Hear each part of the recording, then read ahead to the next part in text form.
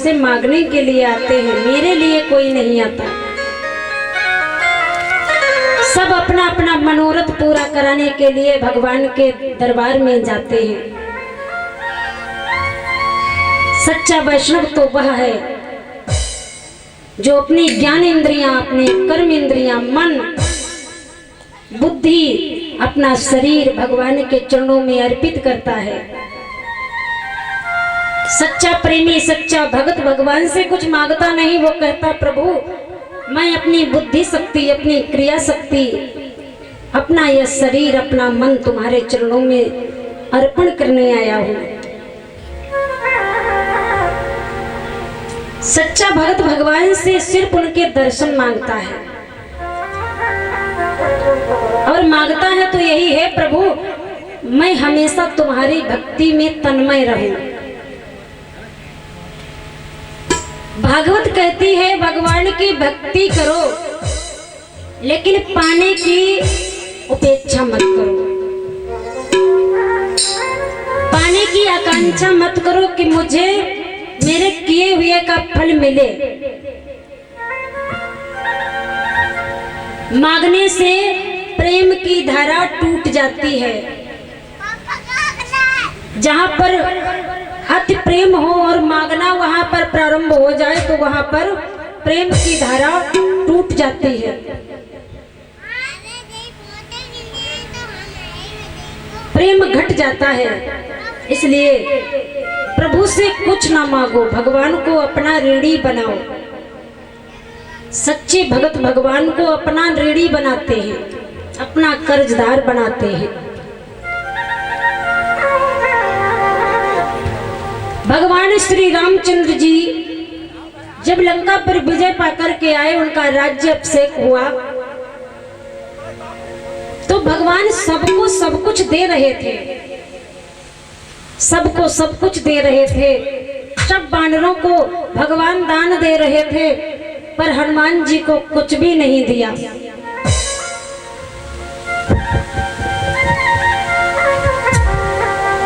जब हनुमान जी को भगवान रामचंद्र जी ने कुछ नहीं दिया तो सीता जी को बहुत बुरा लगा। माता सीता भगवान राम से बोली, प्रभु आपने सब वानरों को सब कुछ दिया पर आपने हनुमान जी को कुछ भी नहीं दिया जिन्होंने तुम्हारे लिए इतना उपकार किया है। भगवान राम सीता जी से बोले, हे सिया मैं हनुमान जी को क्या दूं? मैं तो उनका कर्जदार हूं, उनका ऋणी हूं।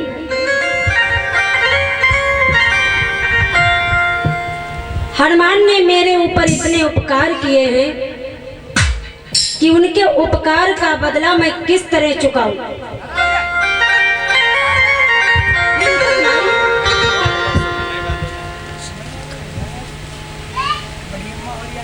कहते हैं भगवान श्री रामचंद्र जी हनुमान जी से कहते हैं, हे हनुमान कि प्रति उपकार करो का तोरा,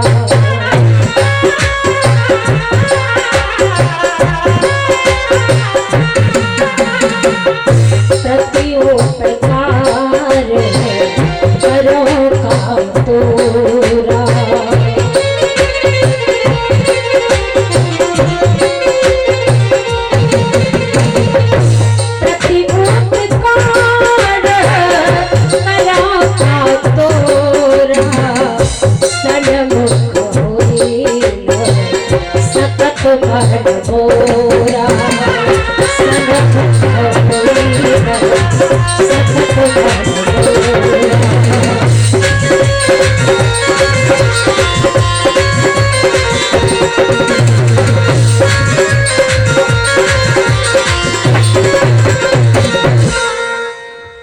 प्रति उपकार करो का तोरा, सन्मुख हुई न सकत मन मोरा। शुद्ध प्रेम में लेने की भावना नहीं, देने की भावना होती है। हनुमान जी भगवान के अनन्य भगत हैं, इसलिए भगवान राम जी कहते हैं हनुमान जी से, प्रति उपकार करो का तोरा, सन्मुख हुई न सकत मन मोरा। अरे हनुमान, मैं तो तुम्हारा परम ऋणी हूँ, कर्जदार हूँ। और हनुमान जी के हृदय में इतना प्रेम है, दृढ़ प्रेम, निष्काम भक्ति भगवान राम जी की, शुद्ध प्रेम है। जहाँ पर शुद्ध प्रेम होता है वहां पर मांगने की इच्छा नहीं होती, बल्कि देने की इच्छा होती है। मोह भोग की इच्छा करता है, जबकि प्रेम भोग देता है। प्रेम में मांग की नहीं, प्रेम की अपेक्षा भगवान के चरणों में प्रेम करना होता है। भक्ति से मांगी हुई वस्तु मिलेगी तो जरूर, किंतु भगवान नहीं मिलेंगे। हम आप भगवान की भक्ति करेंगे, उनसे मांगेंगे, हर समय मांगेंगे, तो भगवान हाथ से निकल जाएंगे। भगवान हम आपके ऋणी नहीं होंगे, मिलेंगे नहीं।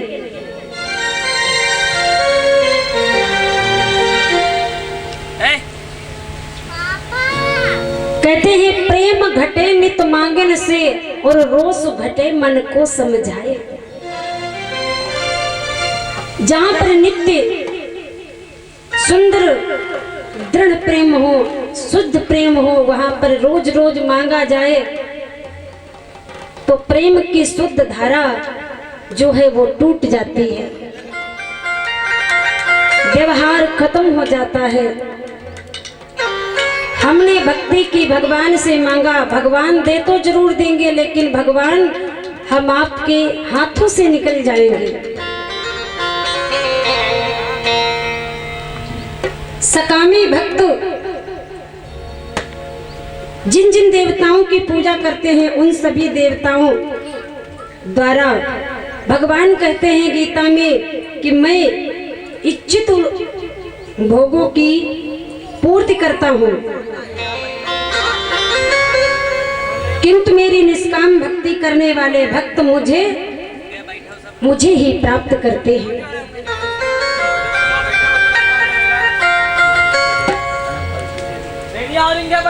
और सौमुद्रा श्री अनंगपाल सिंह चाचा जी ग्राम टेनी से भगवान के चरणों में सादर दान कर रहे हैं। मंगल कामना है जीवन मंगलमय हो।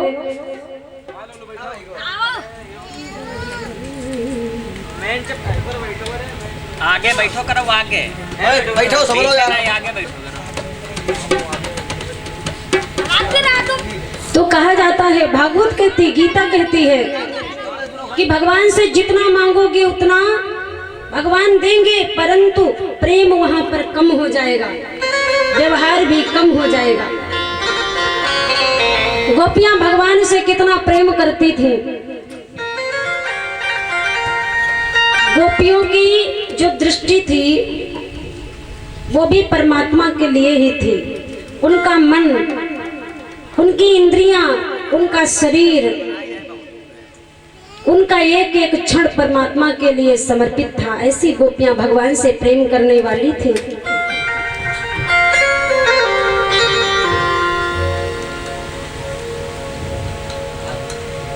जिस तरह गोपियां भगवान से प्रेम करती थी, प्रेम तो इतना करती थी गोपियां, पर भगवान से मांगती कुछ भी नहीं थी।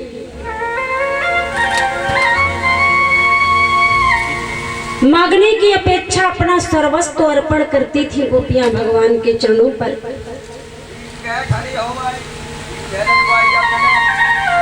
कहते हैं मांगोगे तो प्रेम खंडित होगा। हमेशा ऐसा ही मानिए कि प्रभु ने मुझे बहुत कुछ दिया है, जो दिया है, जितना दिया है, मैं उस लायक नहीं था जितना हमें परमात्मा ने दिया है। इतना सुंदर शरीर, इतना धन वैभव, इतनी अपनी संपत्ति, संतान, पुत्र, वधू, पौत्र सब कुछ दे दिया भगवान ने।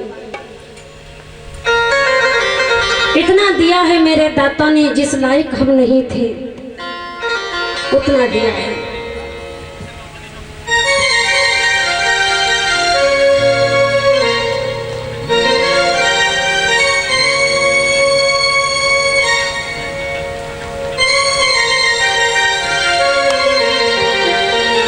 तो भगवान की भक्ति निष्काम भाव से, निष्काम भक्ति करो, कुछ भी मत मांगो, बस परमात्मा के चरणों में लगे रहो।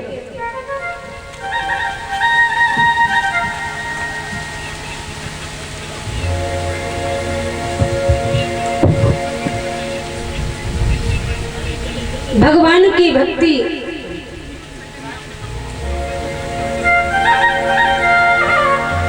भक्त सुदामा जी की तरह करनी है।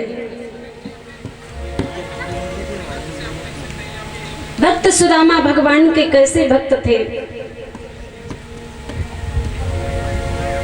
10 दिन के भूखे थे, मुट्ठी भर तंदुल लेकर के गए। उस समय इतनी गरीबी में सुदामा जी का वो सर्वस्व तंदुल ही थे, कुछ भी नहीं था, सिर्फ एक मुट्ठी तंदुल ही उनका सर्वस्व था। सुदामा जी की भगवान के चरणों में कितनी दृढ़ भक्ति, कितना सच्चा प्रेम।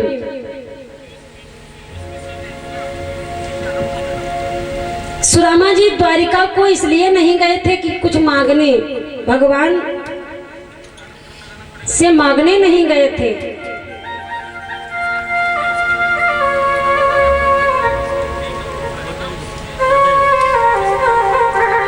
पत्नी ने सुदामा को इसलिए भेजा था कि कुछ मांगने जाए, परंतु सुदामा जी तो कुछ देने गए थे, भगवान को समर्पित करने गए थे।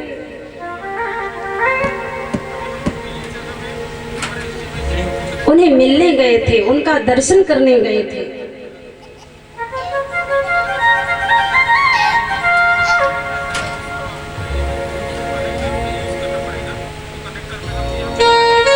ऐसी भक्ति भगवान को बंधन में बांध देती है।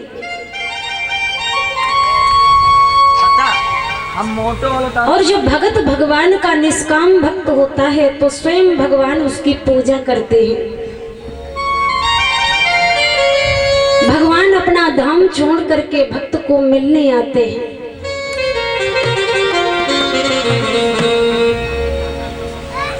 क्योंकि भगवान ईश्वर पहले हम आपका सर्वस्व लेता है और बाद में अपना सर्वस्व अर्पण कर देता है भक्त के ऊपर।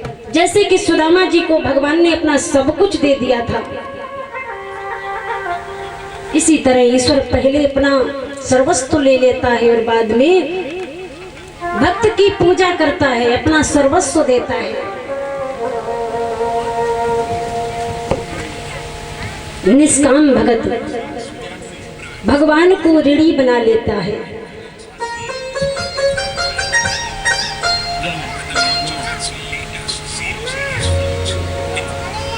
शौनकादिक मुनि प्रश्न करते हैं सूत भगवान से, सूत जी से, महाराज मुझे आप ये बताइए कि भागवत का अधिकारी कौन है? भागवत का अधिकारी कौन है? तो सूत जी ने कहा, जो निर्मत्सर हो, जिसके मन में छल कपट का व्यवहार ना हो, जो निर्मत्सर हो, ईर्षा से रहित, वो भागवत का अधिकारी है।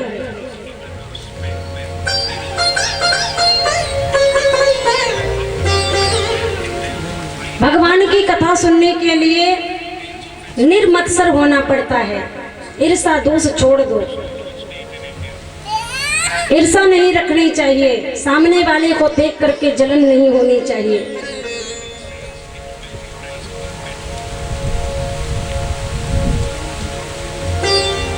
एक बार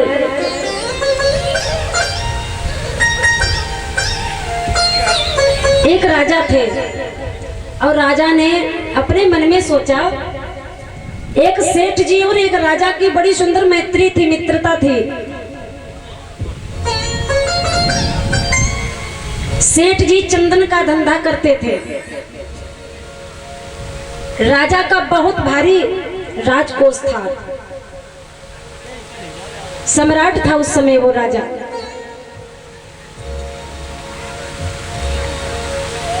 राजा ने मन में सोचा कि यह सेठ मर जाए और मैं इसका चंदन का जो धंधा है अपने माल कोष में कर लूं, राजकोष में।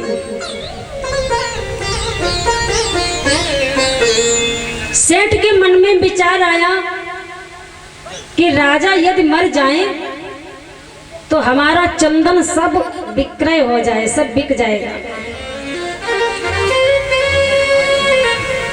भक्तों कहते हैं कि भावना शुद्ध होना चाहिए, अपना भाव शुद्ध करना, अपना भाव शुद्ध करना ही वैष्णवता है, सच्ची भक्ति है।